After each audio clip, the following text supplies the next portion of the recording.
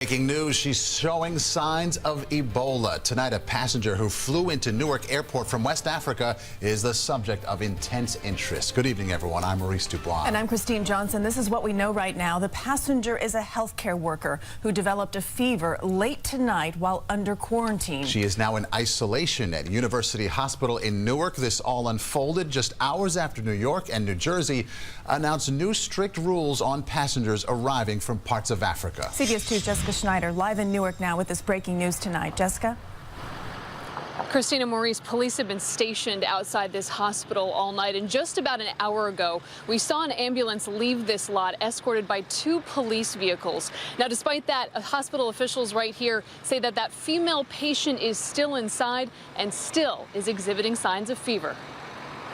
Police guard the entrance here at University Hospital. A woman arriving from Sierra Leone told screeners from the Centers for Disease Control at Newark Airport that she had recently cared for Ebola patients in West Africa. They quarantined her despite the fact she showed no symptoms. After the CDC alerted the New Jersey Department of Health, the New Jersey Department of Health has made the determination that a legal quarantine order should be issued. Just a few hours later, the woman came down with a fever. New Jersey health officials acted fast under new directives from Governors Chris Christie and Andrew Cuomo.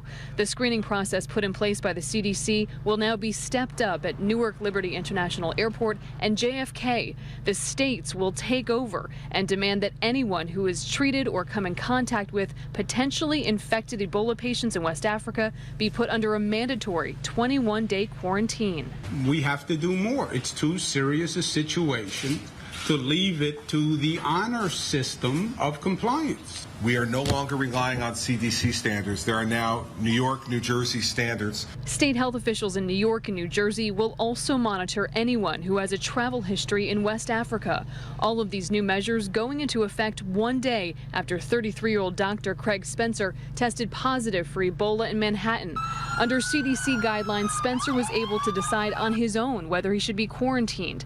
Travelers at Newark Airport say the new and stricter measures are necessary. I think it's a sensible thing to do. I mean, it's a big problem in Africa right now, and you know we've seen already that it can spread to the US. We've had cases here, so I'm in favor of it personally. Well, I think it's important to take it seriously. I don't know about mandatory stuff. That's kind of scary, but I think it is serious. Yeah, I work in healthcare, so I'm concerned.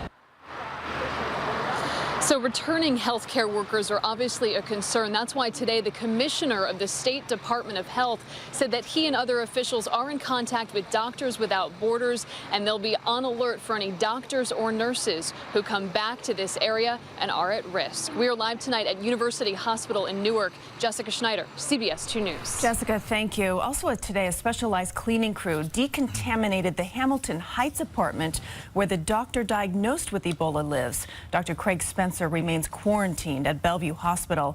Workers in protective gear removed linens, towels, and trash from inside his apartment. Next, they scrubbed and sanitized the apartment, and tenants in the building don't seem too worried. This is just one more in a series of things where you just have to kind of get your information, get your facts straight, and then act accordingly. I'm more concerned about him than I am for myself. In Williamsburg, Brooklyn, the gutter bowling alley where Dr. Spencer bowled on Wednesday remains closed for cleaning.